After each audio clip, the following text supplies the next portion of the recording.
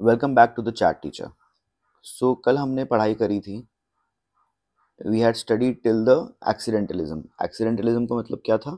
हीरियान के हिसाब से चारवाक की जो फिलॉसफी है वो एक्सीडेंटलिज्म है। It is because world already एक केओस में है। अब न्याय वैशेषिक जैसे जो फिलोसफर्स हैं वो एक proof of existence of God देते हैं, एंड वो है कि दुनिया में जो केओस है उसको ऑर्डर में लेकर आने का काम एक omniscient being like the God उसका काम है। क्योंकि चारवाक गॉड पे बिलीव नहीं करते हैं, इसलिए उनका जो वर्ल्ड के अंदर ऑर्डर लेकर आना है वो एक मेयर चांस है। It is merely because of chance that there is an order in the chaotic world, and that is why their philosophy is called, according to Hirian's view, accidentalism. Accidentalism का मतलब होता है यदृच्छावाद या फिर अनियमितवाद। तो ये चीज आपको एग्जाम में याद रखनी है। ठीक है, नेक्स्ट हम लोग चलते हैं लिटरेरी सोर्सेज के ऊपर। तो literary sources is not very important from an exam point of view, लेकिन still we should know about where do we get the details of Charvak. तो चारवाक की जो ओरिजिनल राइटिंग्स हैं वो तो हम लोगों ने खो दी, लेकिन ओपोनेंट्स ने जो रेफ्यूटेशंस प्रोवाइड किए हैं जिसको हम बोलते हैं पूर्व पक्षा, उसके थ्रू हमको पता चलता है कि चारवाक का असली फिलॉसफी थी क्या। चारवाक के जो मेन सोर्सेज जानने के हैं वो हैं माधवचार्य का सर्वदर्शन संग्रह, शंकरा का सर्व सिद्धांत संग्रह, कृष्ण मिश्रा का प्रबोध्य चंद्रोदया, जो कि एक 11th सेंचुरी का ड्रामा है जो रिडिक्यूल करता है चारवाक को और प्रोपोगेट करता है वेदांतन व्यू को। वेदांता के बारे में जो व्यू है उसको वो प्रोपोगेट करेंगे। एक्सेप्शन इसमें क्या है? तत्व पपलवा सिम्हा, जो कि जयश्री भट्ट ने लिखी थी, जिसमें एक्सट्रीम स्केप्टिसिज्म की बात करते हैं। एक्सट्रीम स्केप्टिसिज्म मतलब वो किसी भी चीज को विदाउट अ डाउट बिलीव नहीं करेंगे। कोई भी चीज़ है, for example sun rises in the east, इस सिंपल से स्टेटमेंट को भी वो कहेंगे क्योंकि हम उसको हमेशा ऑब्जर्व नहीं कर सकते हैं। तो हम एकदम सर्टेनिटी के साथ ये नहीं बोल सकते कि सन हमेशा ईस्ट में ही राइज करता है। वो सारे के सारे तरीके के प्रमाण को डिनाई कर देंगे।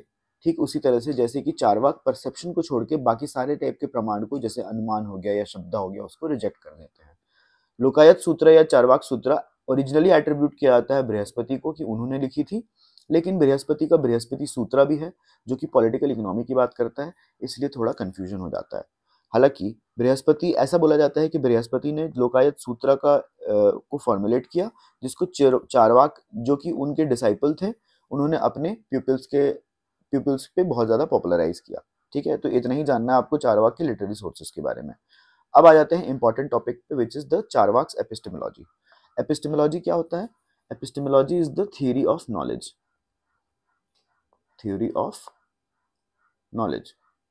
तो थ्योरी ऑफ नॉलेज का मतलब क्या है? Object of knowledge. जैसे कि टेबल पे मेरे लैपटॉप पड़ा है, उसके बारे में अगर नॉलेज चाहिए हमको तो हम किस तरीके से उस नॉलेज को पा सकते हैं। फिलोसफीज में हम लोग दो तीन तरीके के ऑब्जेक्ट ऑफ नॉलेज, सॉरी, दो तीन तरीके के मेथड्स को यूज करते हैं in order to employ how to get the knowledge. तो सोर्सेज ऑफ नॉलेज उनको कहा जाता है। इसी लर्निंग को कहा जाता है epistemology. Epistemology is the learning of how to know the knowledge and what are the sources that can be used for knowledge, valid sources for using the knowledge. उसी में आ जाता है परसेप्शन यानी प्रत्यक्ष। परसेप्शन का मतलब everything that we perceive using our sense organs. जैसे हम किसी चीज को टच करते हैं तो हमें समझ में आता है कि वो चीज क्या है, या फिर हम किसी चीज को देखते हैं तो हमें समझ में आता है कि वो चीज क्या है। तो परसेप्शन यानी प्रत्यक्ष को एक वैलिड सोर्स ऑफ नॉलेज मानते हैं चारवाक, एंड इसके अलावा और किसी भी वैलिड सोर्स को नहीं मानते हैं वो। जैसे कि आप देखोगे कि बाद में आता है इन्फरेंस यानी अनुमान, जिसको वो रिफ्यूट करेंगे। अब प्रत्यक्षा को खाली वैलिड सोर्स ऑफ नॉलेज मानने का तरीका है, उसके लिए वो कहते हैं कि everything that is perceived directly by the five senses is something which can be considered as a valid source of knowledge. It is something which can be considered as the object of knowledge. कोई भी knowledge का object तभी हम मान सकते हैं जब हम उसको किसी फाइव सेंस ऑर्गन से परसीव कर सकें। ठीक उसी दर्ज पे उन्होंने इन्फरेंस को और टेस्टिमोनी को रिजेक्ट किया है। दो तरीके के परसेप्शन को मानते हैं, एक एक्सटर्नल जो कि फाइव सेंसेस से मिलता है, और दूसरा इंटरनल जो कि mind operating via sense data से मिलता है। माइंड जब ऑपरेट करता है जो भी सेंस का डेटा उन्हें मिल रहा होता है, जैसे मैंने आंखों से कोई चीज देखी एंड उस चीज को मेरा माइंड ऑपरेट कर रहा है, उसके थ्रू हम इंटरनली भी कुछ नॉलेज एक्वायर कर सकते हैं। फॉर एग्जाम्पल हम देख रहे हैं कि बॉटल में पानी भरा हुआ है, इसका मतलब यह है कि कोई इंसान पानी पीना चाहता है। तो कोई इंसान पानी पीना चाहता है, ये क्या किया हम लोगों ने, माइंड ने सेंस डेटा को देखकर ये ऑपरेट किया कि भाई ये नॉलेज है कि ये बॉटल में पानी भरा है, मतलब कोई पानी पीना चाहता है। ठीक है, लेकिन क्योंकि ये सेंस एक्सपीरियंस से ही आता है इसलिए ये परसेप्शन ही कहा जाएगा। तो every type of knowledge that can B acquired is only through perception. Knowledge कैसे एक्वायर हो रहा है? It arises from the subject object and sense contact मतलब कि ऑब्जेक्ट यानी बॉटल एंड सेंस कॉन्टैक्ट मतलब मेरे आईज जो उसे देख पा रहे हैं। Ultimately all knowledge is rooted through the sense perception, जैसा कि मैंने बताया। अब चारवाक का एपिस्टेमोलॉजी का बहुत बड़ा पार्ट है, वो है अनुमान को यानी इन्फरेंस को रिजेक्ट करना। अब आप देखोगे तो अनुमान तभी एस्टैब्लिश हो सकता है, हम कोई चीज इन्फर तभी कर सकते हैं जब हम एक पास्ट इवेंट देखते हैं, उसके फ्यूचर इवेंट्स देखते हैं एंड ये अज्यूम करते हैं कि हर बार जो पास्ट इवेंट है उसका प्रेजेंट इवेंट जो है सेम हमेशा एकम्पनी करेगा।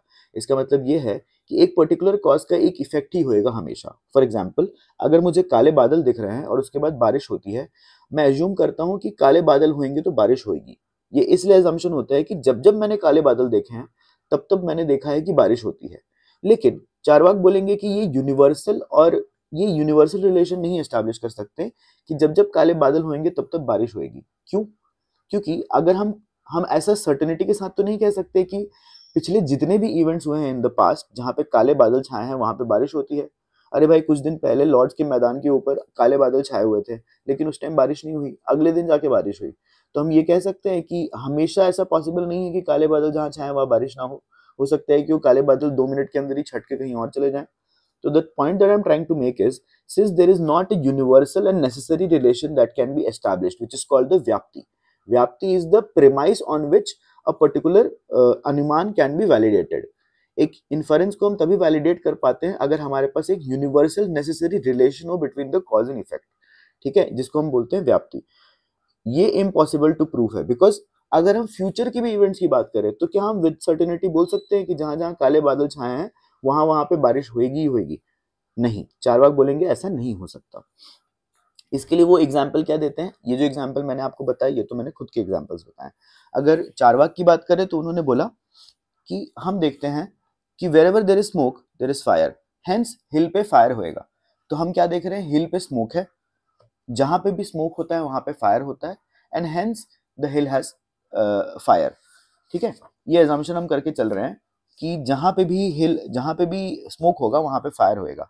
लेकिन क्या हम ये universally past and future events को सर्टेनली ऑब्जर्व कर सकते हैं? हम ऐसा क्यों देखते हैं कि जहां जहां पे स्मोक है वहां पे फायर होता है? हमने हो सकता है कि सर्टेनिटी के साथ ये देखा होगा कि कुछ किचन्स में धुआं निकल रहा है बाहर, इसका मतलब वहां पे खाना बन रहा है, मतलब गैस ऑन होगा, मतलब गैस चला के रखा होगा, मतलब कहीं फायर है।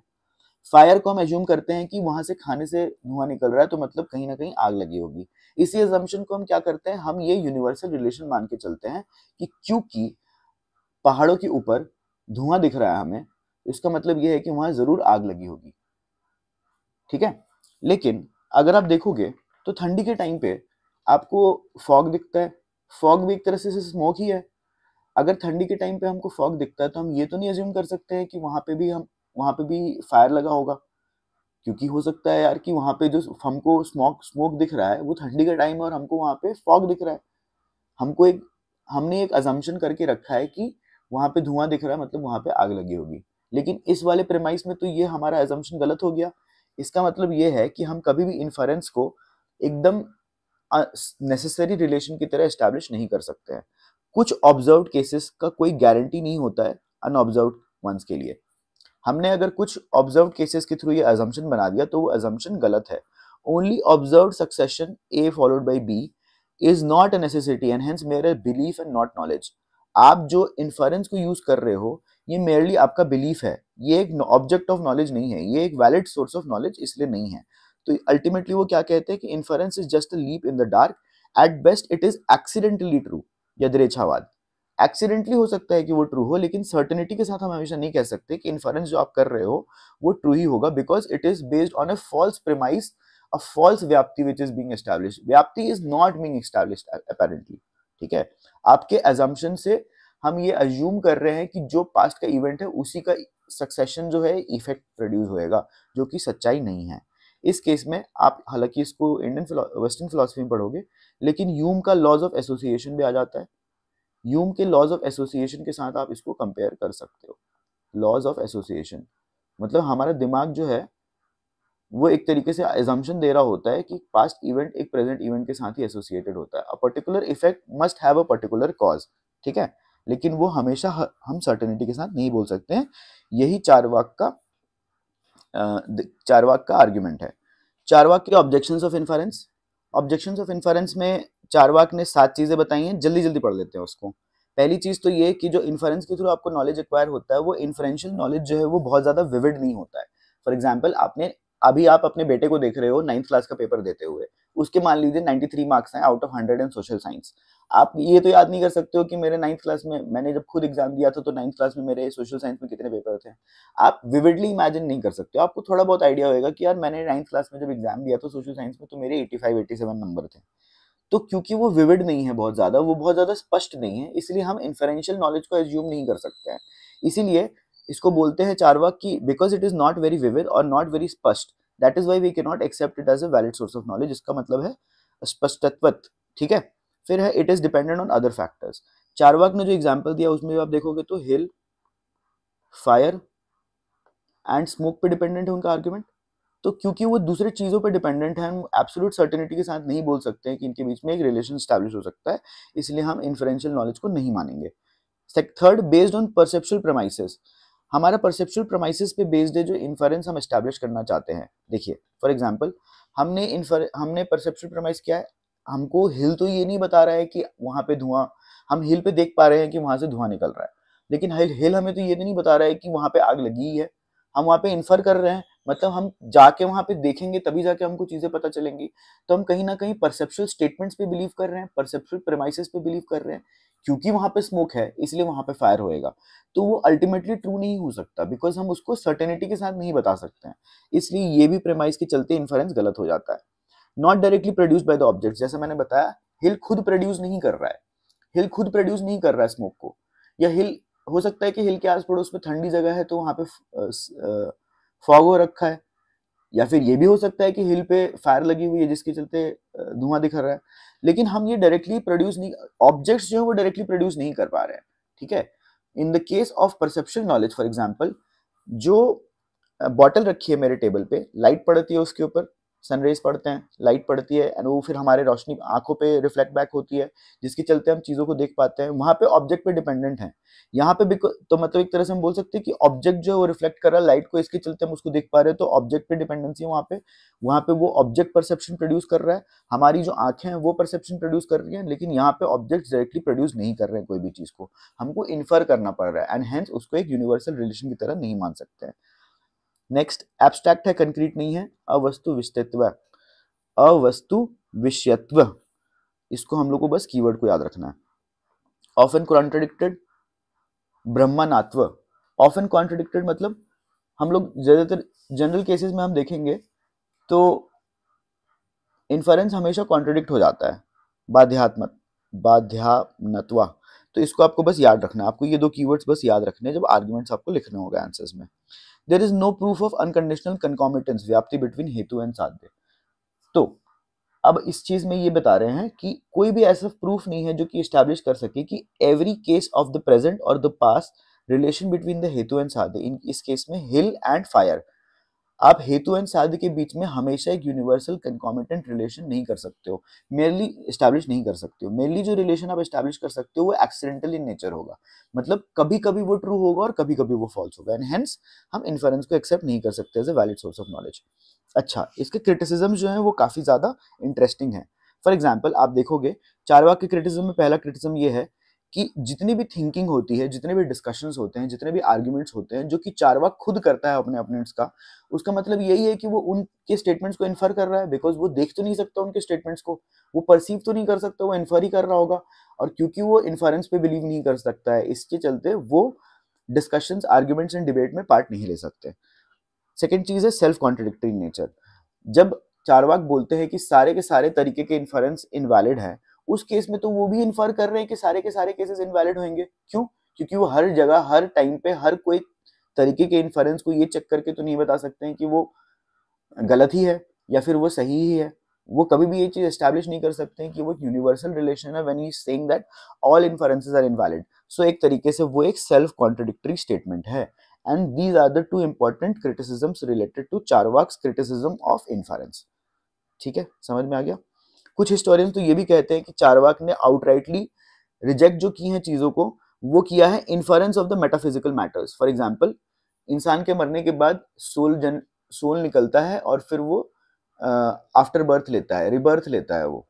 ऐसे टाइप की जो स्टेटमेंट्स हैं, ऐसी टाइप की जो चीजें हैं, वो इन्फर कर रहे होते हैं हम इस चीज को, इस मेटाफिजिकल मैटर को वो आउटराइटली रिजेक्ट करता है। इसका मतलब ये नहीं है कि आर्गुमेंट्स, डिबेट्स, डिस्कशंस के लिए वो इन्फरेंस का यूज नहीं करेंगे। ठीक है, तो ये हो गए ऑब्जेक्शंस इन्फरेंस के। ठीक उसी तरीके से टेस्टिमोनी को भी चारवाक रिजेक्ट करते हैं। मेजर जो रीजन है टेस्टिमोनी को रिजेक्ट करने का, उनका कारण ये है कि क्योंकि टेस्टिमोनी भी डिपेंडेंट है एक तरीके से इन्फरेंस पे ही। हम इन्फर करते हैं कि वेदास की लिखी हुई बातें जो हैं वो एकदम सत्य हैं, हम इन्फर करते हैं कि ऋषि मुनियों ने जो बताया वो एकदम सत्य है, हम इन्फर करते हैं कि गॉड जैसी चीज एग्जिस्ट करती होगी, बिकॉज वर्ल्ड केओटिक है, वर्ल्ड को ऑर्डर में लाने के लिए हमारे जैसे इंसान तो वर्ल्ड को ऑर्डर में नहीं ला रहे हैं, वो एक सेंटिएंट बीइंग है, वो एक ओमनीसाइंट बीइंग है जो कि रिस्पॉन्सिबल है because for the order in the world. And that for that reason why he says that testimony is another type of inference and he outrightly rejects it।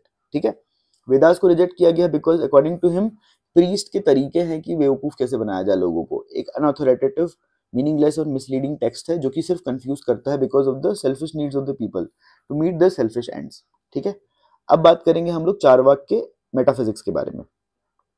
ठीक है, चारवाक का मेटाफिजिक्स जो है ओरिजिनली ओरिजिनेट करेगा उनके epistemology से ही। Epistemology में क्या है, वो जो चीजें देखते हैं उसी को एक्सेप्ट करेंगे, और वो जो चीजें को नहीं देखते हैं जिसके लिए हम इन्फरेंस यूज करते हैं उस चीज को आउटराइटली रिजेक्ट करेंगे because there can not be a universal concomitant relation और a universal concomitant necessary relation between hetu and sadhya और the middle term and the major term. ठीक है, उनका मेटाफिजिक्स जो है, क्योंकि उनका एपिस्टेमोलॉजी जो है सब की सब चीजें जो रियलिटी है वो सिर्फ मैटर है, तो एक तरीके से मटेरियलिस्टिक मोनिज्म की बात करेंगे वो, that is matter is all, everything that exist is matter. अब आप बोलोगे कॉन्शियसनेस क्या है, उसके बारे में भी हम बात करेंगे। बेसिस क्या है from epistemology, since only perception is valid and hence only matter is real. Reality जो अल्टीमेटली बनी हुई है वो 4 ग्रॉस एलिमेंट्स के मिलाप से ही बनी हुई है, जो कि है earth, fire, air and water. Ether यानी कि आकाश को वो रिजेक्ट करते हैं because that is not perceivable. Ether यानी आकाश, यानी स्पेस की बात कर रहे हैं वो। जो भी चीजें एग्जिस्ट करती है उनका कोई सटल फॉर्म नहीं है। ठीक है, जितने भी एलिमेंट्स बने हुए हैं they are existing only as gross particles. Earth, fire, air and water है फॉर एग्जांपल, वो ग्रॉस एलिमेंट्स हैं, और वो कंबाइन होकर जितनी भी चीजें आप अराउंड सराउंडिंग में देखते हो वो सब चीजें उन्हीं से एग्जिस्ट करती हैं। There is no reality beyond matter. जितनी भी फिनोमेना आप देख रहे हो वो अल्टीमेटली कॉम्बिनेशन ऑफ एलिमेंट्स हैं, hence reality beyond the matter.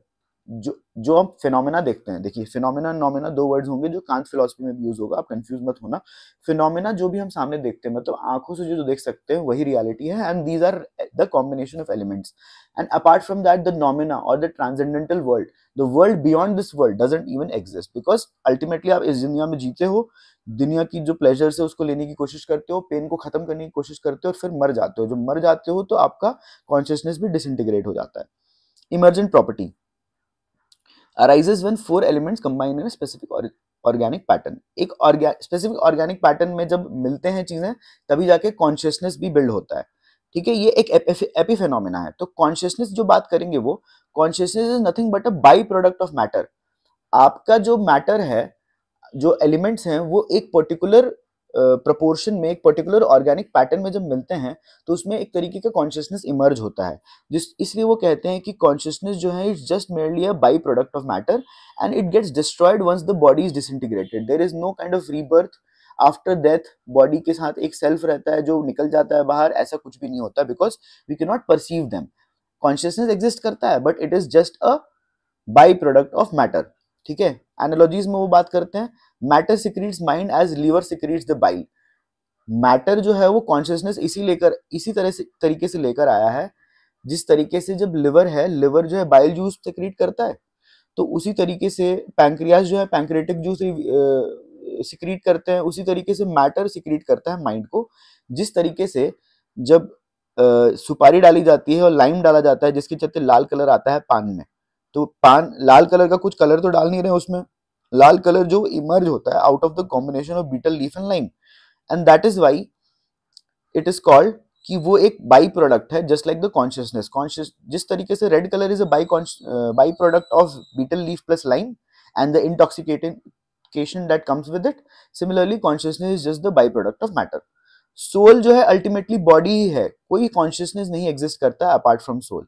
No part of the body contains it separately, only arises from an organised whole. Evidence क्या है, कॉन्शियसनेस परिश हो जाता है जैसे ही बॉडी खत्म हो जाती है ना। यही हम मानते हैं कि जैसी बॉडी खत्म हो जाती है तो सेल्फ एग्जिस्ट करता है, क्या हम किसी से बात नहीं कर पाते हैं, एटलीस्ट परसीव तो नहीं कर पाते उस चीज को। तो सेल्फ को एक इंडिपेंडेंट मटेरियल की तरह मानना, एक इंडिपेंडेंट आइडेंटिटी की तरह मानना, वो एक आउटलेटली रिजेक्ट करते हैं। देखिए शंकरा ने क्या बोला है कि जिस तरीके से सोल जो है, शंकरा का इंटरप्रिटेशन ये है चारवाक के बारे में, कि वो चारवाक ये कह रहे हैं कि soul is just the body with attributes. For example हम बोलते हैं I am old, I am young, I am bad. उस केस में हम जो आई की बात कर रहे हैं, हम अपने एट्रीब्यूट्स की बात कर रहे हैं, that is what is soul. हमारा हम जो है वो ओल्ड हो चुके हैं, हम यंग हैं, हम स्टाउट हैं, हम बैड हैं। ये है, इसका मतलब ये है कि सोल जो है जस्ट बॉडी है विद एट्रीब्यूट्स। कॉन्शियसनेस तभी इमर्ज करता है, एक मटेरियल कॉम्बिनेशन से इमर्ज करता है, जैसे कि रेड कलर इमर्ज करता है फ्रॉम बीटल एंड लाइन। तो बहुत ज्यादा सोचने की जरूरत नहीं है, शंकरा भी यही चीज कह रहे हैं जो कि इनडायरेक्टली या डायरेक्टली चारवाक कहना चाह रहे हैं। ठीक है, अब हम आ जाते हैं, वो कहेंगे कि नो आफ्टर लाइफ, मतलब हेल और हेवन जैसे कोई कंसेप्ट नहीं होते हैं, seen as inventions of impostors. जैसे कि मैंने बताया कि उस टाइम पे भी एथिस्ट लोग थे एक तरीके से चारवाक, बिकॉज वो गॉड पे बिलीव नहीं करते हैं। वो कहते हैं हेवन एंड हेल जैसा कोई कंसेप्ट नहीं है, बस इम्पोस्टर्स के बनाए हुए इन्वेंशंस हैं, कि आप मरने के बाद आपको हेवन जाना पड़ेगा, हेल जाना पड़ेगा, because of laws and law of karma. आपने किस तरीके के कर्म किए अपने लाइफ में, उस पर डिपेंड करता है कि आप हेल पे जाओगे कि हेवन में जाओगे। ये सब चीजें जो है बेतुकी बातें हैं, इम्पोस्टर्स ने बस इन्वेंशंस कर रखे हैं ताकि लोगों को बेवकूफ बनाया जा सके। हीरियान का व्यू क्या है कि चारवाक कॉन्शियसनेस को डिनाई नहीं करते, but deny rejected as an independent and ultimate principle. तो कॉन्शियसनेस एग्जिस्ट करता है, ये तो हमको समझ में आ गया। ऐसा चारवाक भी एक्सेप्ट करते हैं कि कॉन्शियसनेस एग्जिस्ट करता है, but it does not exist as an independent ultimate principle. एक अलग से इंडिपेंडेंट अल्टीमेट प्रिंसिपल नहीं है, वो एग्जिस्ट करता है only as a by product of the matter. In the case of body, the soul is being the body itself and with some attributes. Body की कुछ एट्रीब्यूट्स के साथ सोल बना हुआ है, it doesn't exist as an independent entity in itself. ठीक है, metaphysics का चार्ट बना हुआ है, आप आगे देख सकते हो। अब हम लोग लास्ट टॉपिक्स पे पहुंच गए, दो ही चीजें बची, एक चारवाक का गॉड एंड रिलीजन पे कंसेप्ट, एंड दूसरा हो गया चारवाक का एथिक्स। ठीक है, Charvaka concept of God and religion, जैसे कि मैंने बताया, क्योंकि मटेरियलिस्टिक है तो सिर्फ मैटर एग्जिस्ट करता है, कोई metaphysical reality beyond this world नहीं एग्जिस्ट करता है। तो गॉड एक तरीके से मेटाफिजिकल एंटिटी है, हम उस चीज को नहीं एक्सेप्ट करेंगे बीइंग चारवाक। ठीक है, अभी हम चारवाक हैं, हमने चारवाक की फिलॉसफी पढ़ी है, तो हम सिर्फ चारवाक की बातें करेंगे। Deny God, afterlife and other world, survival after death, all seen as fictions and imagination, self-explanatory. God is not perceptible, हम परसीव तो नहीं कर सकते गॉड को, हम ध्यान करते हैं भगवान के बारे में, हम सोचते हैं भगवान के बारे में। मम्मी पापा ने ये तो नहीं बोला कि हाँ हम लोगों को गॉड दिखा था, होता नहीं है ना, परसीव कर रहे होते हैं, तो वो एग्जिस्ट नहीं करता है, बिकॉज परसेप्शन इज ओनली प्रमाण। हम जो परसीव करेंगे उसी को एक्सेप्ट करेंगे as valid source of knowledge, perception को ही valid source of knowledge accept करेंगे, एंड जो ऑब्जेक्ट ऑफ नॉलेज होगा वो वही चीजें होंगी जिसको हम परसीव कर सकते हैं, because God is not perceptible and hence God is not real. Rejects God as the creator, first cause, indweller या अंतर्यामी। अंतर्यामी है गॉड, ऐसी जो बातें बोली जाती है वो सब गलत है। फर्स्ट क्रिएटर है, दुनिया को क्रिएट करने वाले भी वही हैं, डिस्ट्रॉय करने वाले भी वही हैं।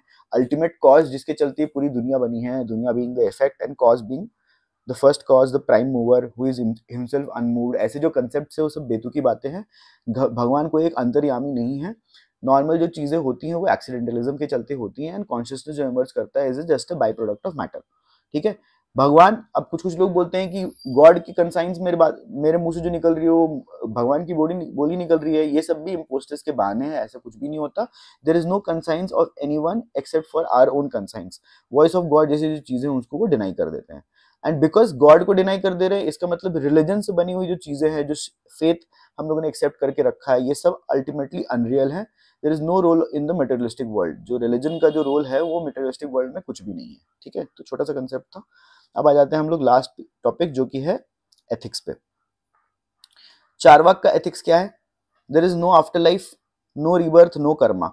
अब जो लॉ ऑफ कर्मा है उसके रेगुलेटर जो होते हैं, कर्मा के रेगुलेटर के लिए न्याय फिलॉसफी ने बोल रखा है कि proof of existence of God में गॉड को एक्सेप्ट किया गया है as the regulator of law of Karma.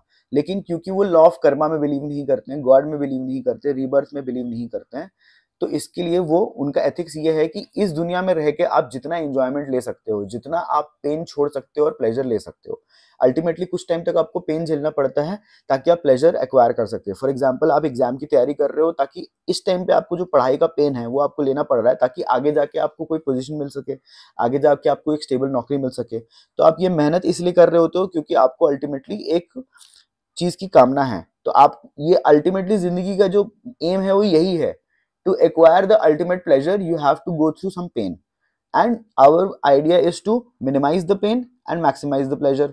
ठीक है, pleasure is the sole end of the man, eat sleep make merry, eat sleep make merry, यही काम है जो चारवाक बोलेंगे। पेन को वो तरीके से देखते हैं कि pleasure comes with pain, but pain is not the reason to reject the pleasure. जिस बिकॉज पेन होता है इसका मतलब आप रिजेक्ट तो नहीं कर दोगे प्लेजर, यही वो चीज बोलती है, यही है चारवाक का एथिक्स। सेइंग्स में क्या क्या बोलेंगे वो, don't reject kernel for husk, don't stop, we don't stop eating because उसमें बोन्स है ना, स्केलेटन होता है, बोन होता है, इसका मतलब ये थोड़ी कि हम उसको देखना बंद कर देंगे। हम रोजेस को इसलिए डिस्कार्ड थोड़ी कर सकते हैं क्योंकि थॉर्न्स होते हैं उसमें, या हम खाना बनाना इसलिए थोड़ी बंद कर देते हैं क्योंकि गरीब लोग मांगते हैं। ऐसा एग्जाम्पल बुक में दिया हुआ, मैं नहीं बता रहा हूँ। प्रिंसिपल क्या है, whatever action increases pleasure and reduces pain is a good action.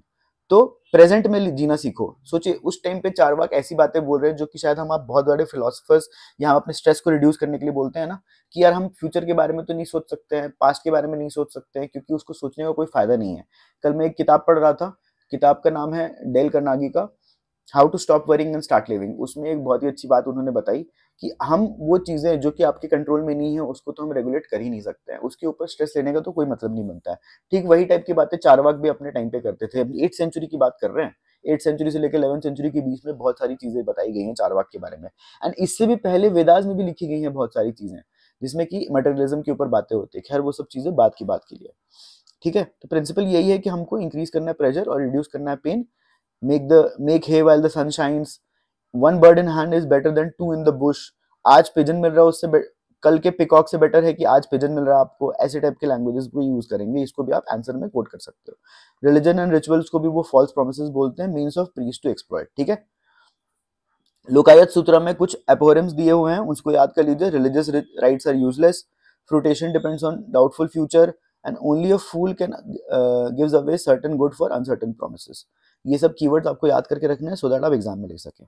एक तरीके से वो हेडोनिज्म और लिबरेशन में उनका क्या कहना है कि क्योंकि हेवन और हेल जब एग्जिस्ट नहीं करता है तो पैराडाइज अर्थ पे ही है, हेवन आपको अर्थ पे ही मिलेगा। हेवन का मतलब होता है प्लेजर, तो मतलब प्लेजर तो आपको कुछ ही तरीके से मिलता है, अच्छा खाना, women, perfumes, fine clothes, luxuries, इन सब चीजों से ही मिलता है।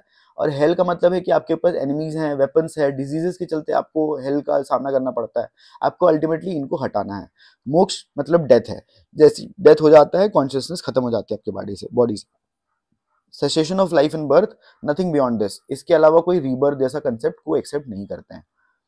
ठीक है, जो फास्ट करते हैं, चैस्टिटी मतलब अपने आप को भोगते हैं ताकि आप कुछ अच्छा पा सके, ये सब फुल लोगों के बर्डन्स हैं। रिचुअल्स एंड चैरिटी जो है, गिफ्ट, टेंपल मेकिंग, वेदिक्स, ये सब डिवाइसेस हैं प्रीस्ट के, बेगर्स के, ट्रैवलर्स के, इन सब की ये बस एक डिवाइसेस की तरह है जो कि यूज करते हैं in order to make the fool of the common people. Right way of live is to enjoy the pleasures by visible means, जैसे कि एग्रीकल्चर करो, कैटल राइडिंग करो, ट्रेड करो, पॉलिटिक्स करो, इन सब चीजों पे वो बिलीव करेंगे। अपने इंडिविजुअल गुड पे बात करेंगे, वो कलेक्टिव गुड की बात नहीं करेंगे। तो याद रखिएगा कि ये चीज जो आप कोट कर सकते हो जब एथिक्स के कभी पेपर लिख रहे होगे, कि चारवाक में भी इंडिविजुअल गुडनेस की बात कर रहे हैं। जेम्स विल वो भी बात करेंगे इंडिविजुअलिज्म के बारे में, अब वो बाद में आपको सोशियो पॉलिटिकल फिलोसफी में पता चलेगा। इंडियन इंडिविजुअल गुड की बात करेंगे, कलेक्टिव गुड की बात नहीं करेंगे। काम प्लेजर को एक्सेप्ट करो, अर्थ वेल को एक्सेप्ट करो, धर्म और मोक्ष को रिजेक्ट करो। कोई हायरार्की नहीं है प्लेजर का, mind and body are treated alike. Prefer immediate pleasure over the future promises, जैसे कि pigeon today is better than peacock tomorrow, certain copper is better than doubtful gold. मतलब आज के टाइम पे आपके पास कौड़ी है वो ज्यादा इंपॉर्टेंट है एज कम्पेयर टू कल के टाइम पे जो आपके पास गोल्ड कॉइन होएगा। तो आज के मोमेंट पे जियो, that is what is his ethics. ठीक है, so this was a part of the 2 lecture series for Charvaka for MA in philosophy. इसी के लिए एक सीरीज में बनाऊंगा जो कि होगा UPSC and state PSC for philosophy के लिए, जिसके लिए मैं अलग बुक्स का रेफर करूंगा। One of the books being an introduction to Indian philosophy by Satish Chandra Chatterjee. तो उसको यूज करके ही मैं कंटेंट बना रहा हूँ। तो I hope that you like the lecture. थोड़ा फास्ट था, जैसे कि मैंने आपको फर्स्ट वाले लेक्चर में बता दिया था that I am trying to study by myself, I'm revising my notes and hence I'm using those notes to teach you guys on YouTube for free. आप चाहो तो इस चैनल को सब्सक्राइब कर सकते हो. You can also drop any suggestions that you have for the video, and we will also be discussing some questions with regards to what has been asked in the past years in the MA in philosophy paper of IGNOU. तब तक के लिए bye bye, take care, and फिर मिलते हैं.